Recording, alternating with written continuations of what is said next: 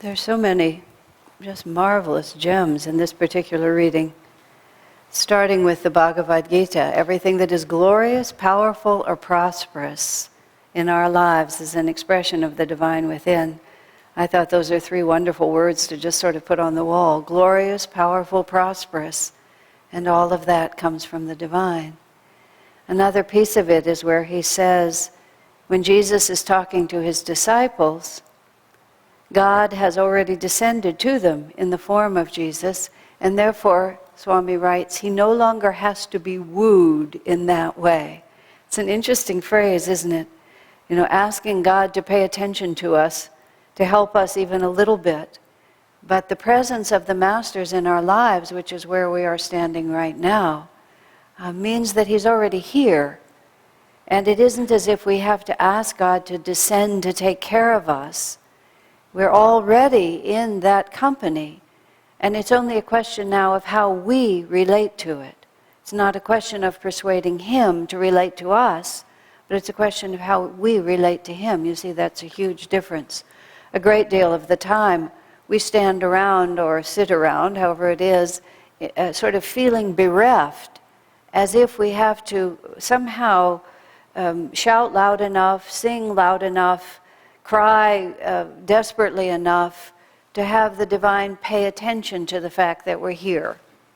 But what Swamiji is wanting us to understand, and Jesus wanted us to understand, that part of it is already done. Now it's just a question of our understanding how that relationship should act itself out.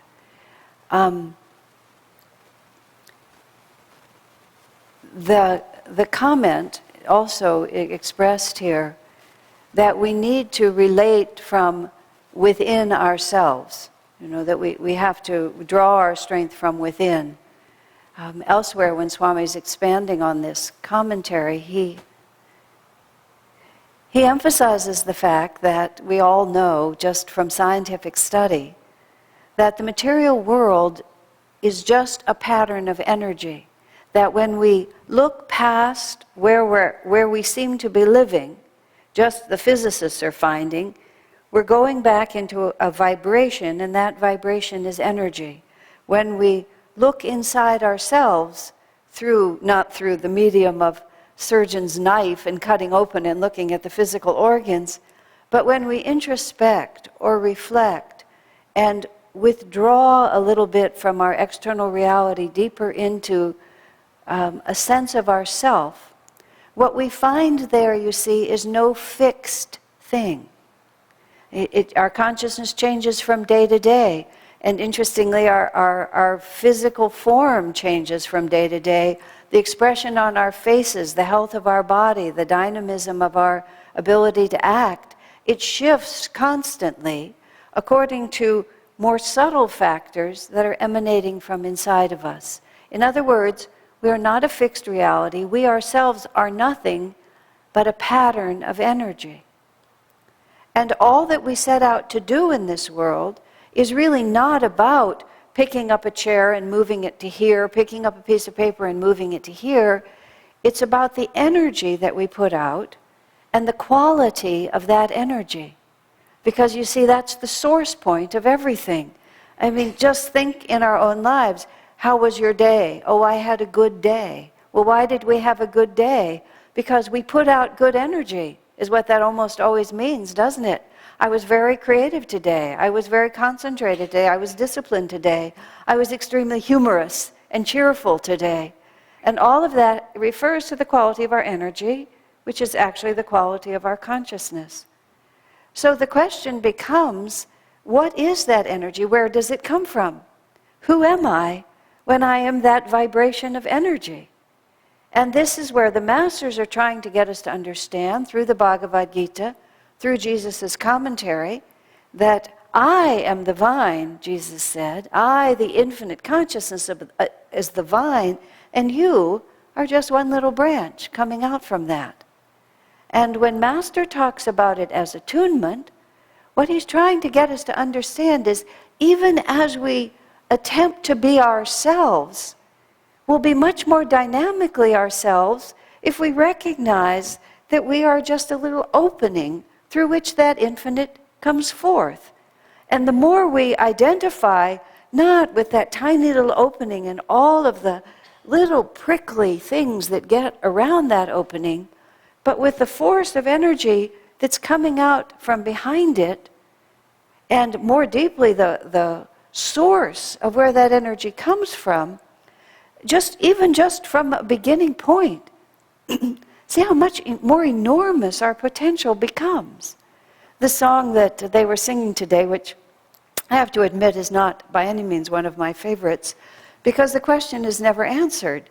You just say over and over again, what's it for? Doing this, doing that, always hanging out by yourself. What's the good of it? And then in the end, we just have a beautiful chord that just says, what? You know? And there we're all just left there. I mean, I know Swamiji did write it. He wrote another song, which is much worse, which is, let's see, how does that one go? It's the wandering one. One day when I was roaming, and he has this long song, one day when I was roaming out there, and then everything was bleak, and the cows were dying, and the farmer was next to his dying wife, and the kids were dying, and the crops were dying, and it's just one day when I was out wandering. Swamiji said he doesn't think these things out, these songs. They just come to him, literally. He hears them. And he said when he first heard that one, and sometimes he said even when he starts singing it, he almost wants to laugh out loud, because it's like, how much worse can this get? It just goes on and on. So he rarely sings it. Almost no one sings it, because it's just so depressing, you know, at the end. But on the other hand, even in its depressingness, it's like an exaggerated sense of what we all go through. You can't get around the fact that this world is really, really difficult. Swami's technique with us for years and years has been to make fun of wrong attitude. You know, to just sort of pretend a certain attitude of dismay over this, or unreasonable control over that, or anguish over this experience, or romantic longing here, you know, just as people play. So that when you begin to feel those attitudes seriously, it's a little bit harder to sort of go all the way into them. And I think that terrible despairing song about everything in the world being just so awful is just such an exaggerated, and I must say beautiful, expression of that you also feel, let's just move away and go somewhere else. Because the question is, who are we inside? Deeply inside, are we really just wandering by ourselves? Or is this seeming separateness, this seeming business of being this tiny little branch, where does it come from? Does it really just float around all by itself, or is it connected? And when great glorious things happen to us, or great painful things happen to us, you know, to whom is it happening? And how do I find my way out of it? Because there's another aspect of what Jesus says here. In this verse, there's so many different parts. I am the vine, and you are the branches. But then he says, every branch that doesn't produce well, that's too bad. God just purges it off. God is the husbandman. He's the farmer. And if this branch isn't doing a good thing, it just cuts. Chidambar takes care of the trees in our community. And you see him walking around with this really big, tall tool. And he'll sort of wander around a tree, and he'll just perceive what's superfluous up there. And he'll whack, whack, whack, whack. You know, and the tree itself, to the extent that it has feelings about it, you know, just, of course, passively accepts it. That's the nature of a tree. Our friend Hanel, from many years ago at Ananda Village, who was a very gifted gardener, when he was training people to prune trees, he said, look at the tree and see its astral form. He said, see what the astral form of that tree is. In other words, when the tree came forth from creation, how did it see itself? What was it trying to be? And of course, if the tree is small, it hasn't yet grown into that astral form. If the tree is undisciplined, it's grown out of sync with it. And so then you prune the tree to match its astral form, and then it thrives in all respects. Now, we ourselves are not able to just necessarily look at that form, but Divine Mother always has it in mind. She knows what we really set out to be. And she knows what the finished form and shape of what we're trying to make actually looks like. So she can tell that this branch that we ourselves may be so proud of, going off in this other direction, is really not part of what we're meant to be. And so when Jesus says that which does not produce is purged by the husbandman, what it means is it does not produce that which is glorious, powerful, and prosperous. We may think it's giving us pleasure, and in fact, it may make us feel quite puffed up with how well we're doing. But if it isn't part of who we're really meant to be, it's going to go away. And our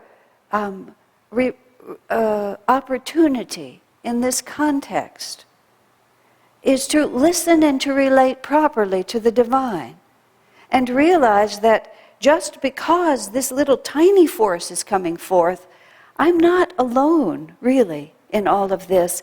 I'm part of this greater entity, which is the whole vine, the whole cosmos, the relationship with Divine Mother, however you want to see it.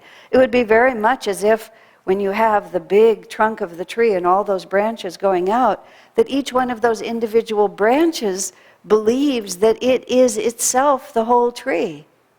And then see how distressing it would be if Chittambar comes and just cuts you right off. And that's how we identify. We identify with some little fragment, some tiny little part of our true nature. We identify even with a little relationship or a particular accomplishment or some desire that we have, some little piece here.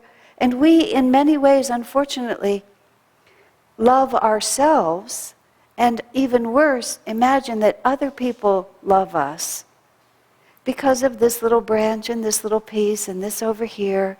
And sometimes this great anxiety sets in when these little pieces are snipped off. I don't have a job, I can't earn money, I'm not as handsome as I used to be. I find myself, unable to do things I used to be able to do. And to the extent not only that we have identified, but also that we have believed that we are loved because of those things. That's what really hurts the heart, isn't it? And so the great challenge of success, to be glorious, prosperous, and powerful, is to really recognize who we are intended to be from the beginning, and who we actually are now, which is none of those branches. Yes, they're lovely while we can do them, but if they're not producing bliss, know that they're going to go away. And even more deeply, we have to have this faith, and it's not so easy to acquire, but we can acquire it, that if the divine hand comes and changes the shape, it's because the divine hand is responding on a deeper level even than we know. And this is another line that Jesus has in that verse. Because all of ye are clean because of my word, he said. My word has made you clean. It's a sort of a strange use of language, so you have to stop and think for a minute. The word in this sense is the Om vibration.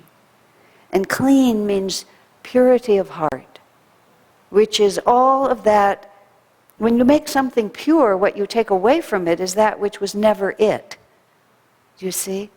You purify something by taking all the intrusions, and all that's left is the pure gold. So when the Om vibration is with us, in other words, when we receive the presence of God that is already here, it drives out all the dissonance. And Jesus states to us, when he tells us that I am the vine and you are the branches, and God will purge you, I am already with you. And the only thing that's going to be taken away from you is that which you were never intended to be anyway. If we have something in us, if some piece of dirt gets on our hand, you go outside and you pick something up sticky and you don't really want to have it, and you wash it off, and you're so happy to be freed of it, aren't you? And so it is, as pure and beautiful children of God, we wander in this world, and we pick up a lot of sticky things. Self-aggrandizement, fear, anxiety about accomplishment, thinking we're not loved unless we're like this. And then the divine pruner looks at us and he says, oh, that's not really who you were meant to be. And our first thought is, this sort of shock. But if we step back into the trunk, into the heart, we find that the Word is there, that the Master is there, and that everything glorious, prosperous, and powerful is that divine emanating through us. These are not easy teachings to practice, but they are very simple. And the more we behave, as Jesus said, be ye therefore like little children, for such is the kingdom of God. He didn't mean that we should be immature, but he meant that we should be confident and free in that whatever happens, he is already with us, and we never have to fear his absence ever, ever again.